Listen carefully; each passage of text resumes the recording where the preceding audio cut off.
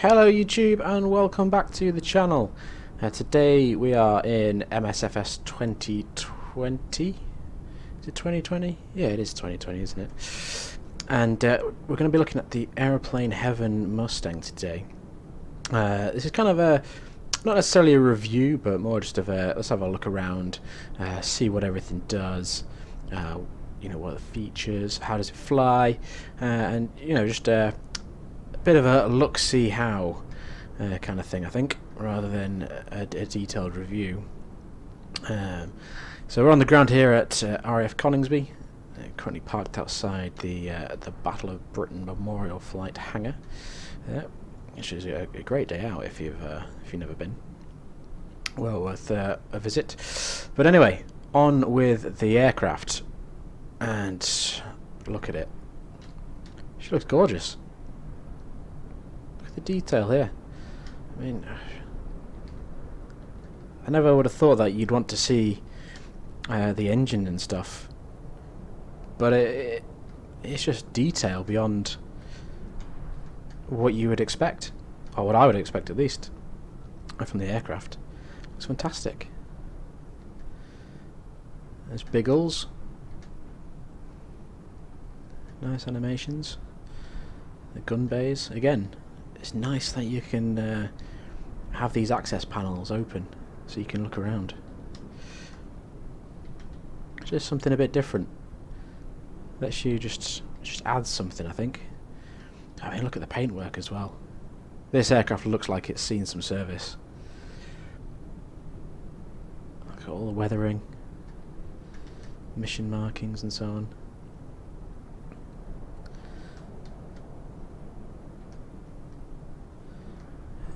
Gorgeous. Well, I think we can all agree that the external model is it's pretty special. Sorry, I'm getting used to this drone camera still. I just can't quite get the hang of it, as you can probably tell. Lovely. Alright, let's jump in the cockpit, shall we, and have a look around. So here we are. Sorry, I've just got track IR, so if I'm a bit shaky and everything, I do apologise. I'm still trying to get used to it. It's a strange feeling, but anyway. Nice. Now, I have flown this a few times. Usually I've flown it in VR, and I have to tell you, when you're in VR in this aircraft, you do feel quite kind of claustrophobic almost. It's a very tight, snug cockpit. Probably a bit more roomy than, I'd say, the Spitfire or something like that, but nonetheless, still very, very nice. The detail looks fantastic.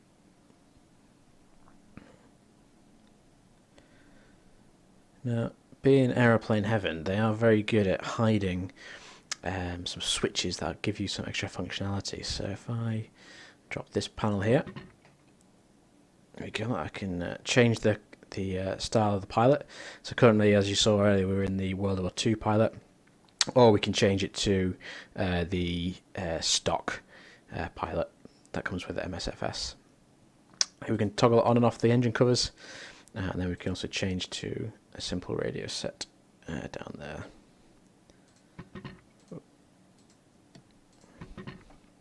Which is very nice. We've also got some additional functions down here. So here we can toggle the GPS if we want, which again is very nice. Handy to use, certainly. And then quick start there. Set to cold start. What else have we got? Tail wheel controls, or tail wheel lock controls, which we'll talk about a little bit as we are about to go. It's very good.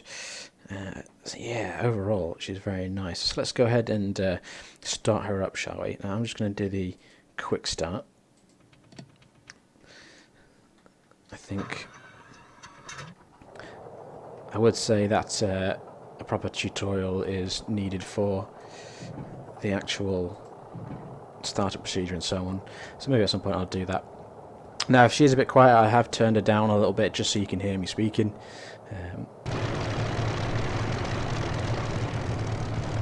But she does sound very nice.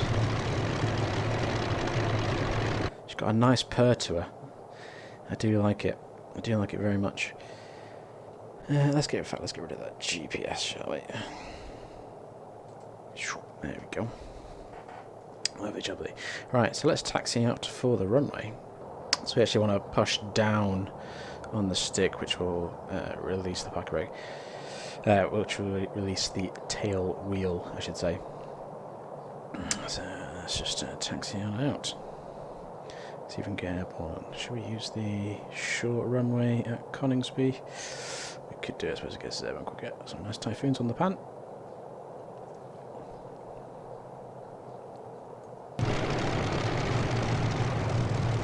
Sounds great, doesn't she?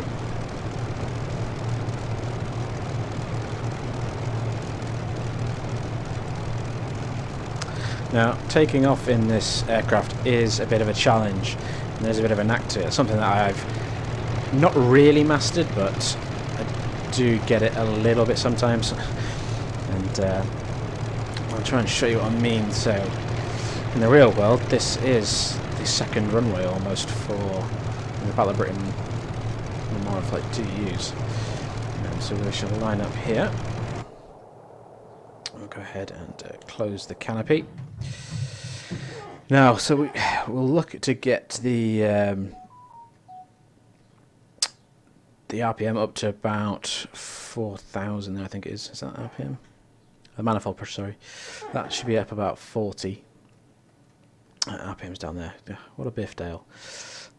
So anyway, that's where we want to aim to get the manifold pressure if we can.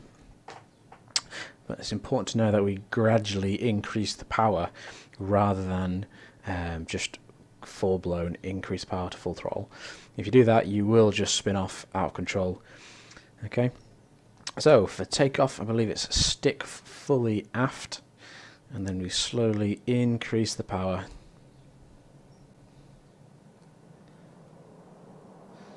So holding the stick back aft should lock the tail wheel, which is what we want.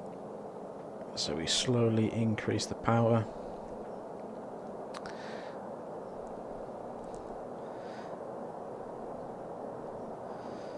There we go. See, she's very, very squirrely. So she is tricky. And there we go, we are airborne. Just about. Once you're airborne, then yes, you can increase the power.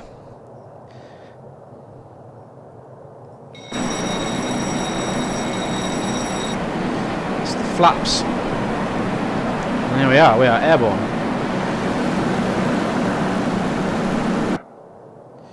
Now, I do find she is a bit of a speed demon if you let it, which is nice, I have to say. Plenty of power, plenty of speed. It's great for doing some aerobatics in, which we'll maybe just do a few while we can. I think she sounds fantastic.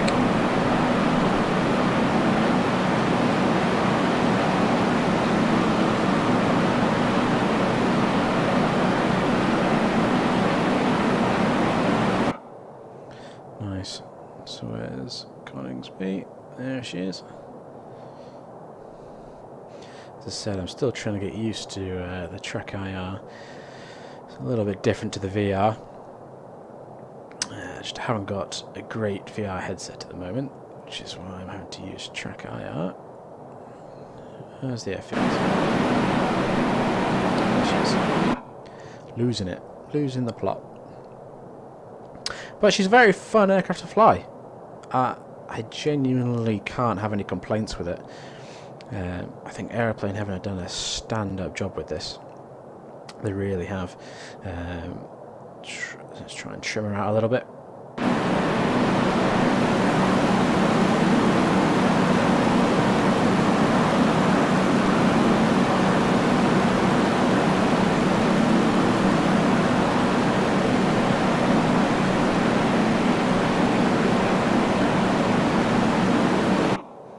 She's easy to manoeuvre. Very. She's quite light on the controls, I find. It's not. She doesn't feel heavy, which is nice. But then again, I suppose she was a fighter, so you know, it's she's lovely. Like I said, the only times I've flown this so far is in VR, and what's nice about it is it almost gives you that feeling that you're flying a real Mustang.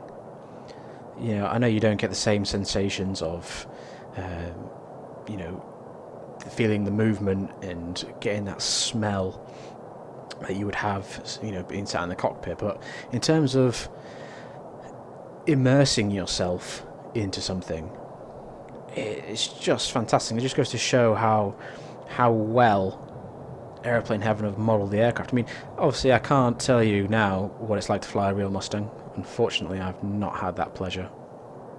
But I would assume, well, dangerous to assume, I know, but I would assume that the way this is modelled is very similar to the real thing.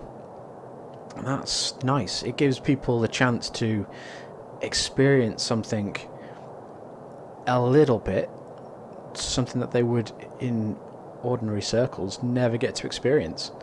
You know, I will probably never ever fly in a Mustang in my life, and if this is as close as I can get to it, then, you know, great. This is a great rendition. I really do enjoy flying it. I've probably done about 10 or so hours in it so far, and I do really enjoy it. I said the takeoff is the challenging part. Once you master that, I'm sure it'll be a lot easier to just jump in and go, as opposed to worrying about whether you're going to spin it off the runway and have to start your flight again. But there is the option down here on one of the switches to disable that and make it just a bit more of a simpler aircraft to fly. For those of you that don't really want to have to try and master anything, you just want to jump in and fly, which, to be honest with you, 9 times out of 10, that's what I'm looking for. I just want to jump in and fly, rather than spending ages, you know, trying to get airborne and having to repeat the attempts and so on. But it is also nice to have a nice little challenge every now and again. So let's come here. Let's see if we can do a loop. So what's our speed? Coming up to 400 knots. It should be plenty to get us airborne. Well, not get us airborne. We are already airborne. To get us over the loop. So up we go. Watching the yeah. Nice. What's the speed? Speed's coming down. It's fine, but we're over the top. Nice.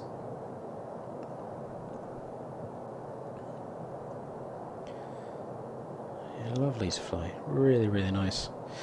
Now, externally, there are the options to fit the drop tanks or bombs to the wing pylon stations.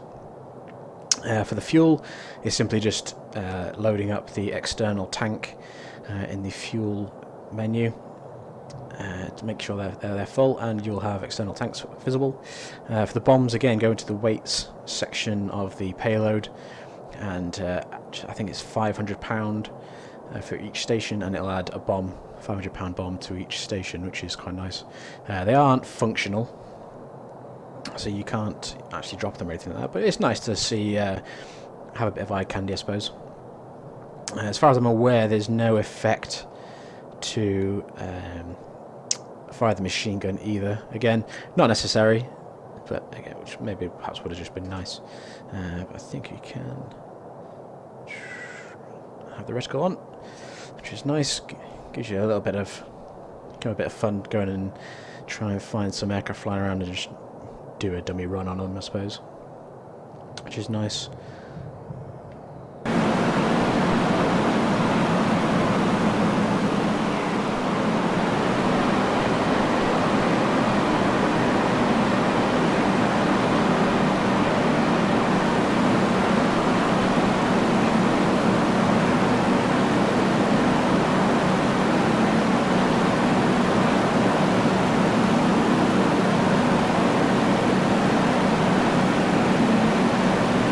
Capture the screenshot there.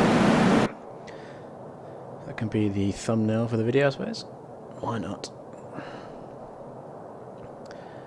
yeah, so far I've not been disappointed with the purchase of the aircraft. I don't think she was that expensive, if memory serves me right. What was she? Maybe 20 something pound. And to be honest with you, I think it's great value for money. Yeah, I'm certainly enjoying my time with her. I've done a few little trips. I flew through the Mac Loop, famous Mac Loop in Wales, which is, for those of you that don't know, it's a very famous slow flying area that the military use. Go ahead and YouTube some of that and you'll find some great footage. I did that was lovely, really handled really nicely. You can climb to some altitude in this thing as well. Because she's got the power, I find she's handles being quite high up very well. Overall, I can't fault it. There is also included kind of like a civilian modern day version. I suppose it'd be a racing version. Again, it just has a few little extra bits that modelled on it to suit those I suppose the modern period of time, and also some liveries to take that into account as well. And again, having that nice touch of being able to toggle in the GPS is very handy.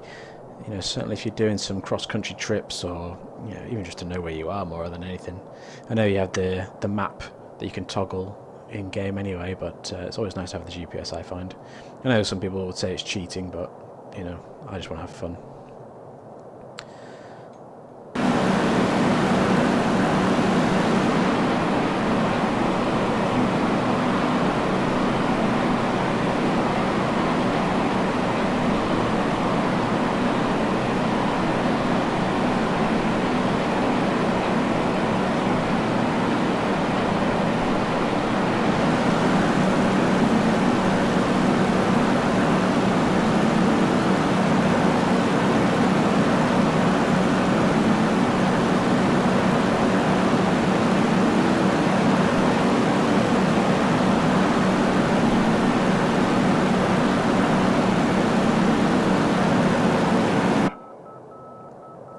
So let me know down in the comments what you think. If you already have the aircraft, what do you think about it? If you haven't got it, do you think you'd purchase it? It's I can't speak highly enough of it. Really do enjoy it. It's nice to have a little bit of fun in it, and she looks fantastic. I think they've done a really good job. Paintwork visually, just the shape of the aircraft. It's so realistic now. It is fantastic. Sounds, again, they are fantastic. If they don't sound great at the minute, it's just because I've turned the volume down so you can hear me a little bit. Yeah. Overall, if I had to give this the aircraft and give it a score, I'd probably give it a 9.9 out of 10. I don't believe in 10 out of 10. 10 out of 10 means, implies that you can't get any better, and you can always get better with stuff. In general, 10 years ago you wouldn't have thought it would have ever got any better, and look at it where we are now, which is why I would give it a 9.9. Yeah, go ahead and buy this aircraft. I can tell you right now, you would not regret it. As always, thank you for tuning in. If you can hit the like and subscribe, it would really help me out. And I shall see you next time. Cheerio.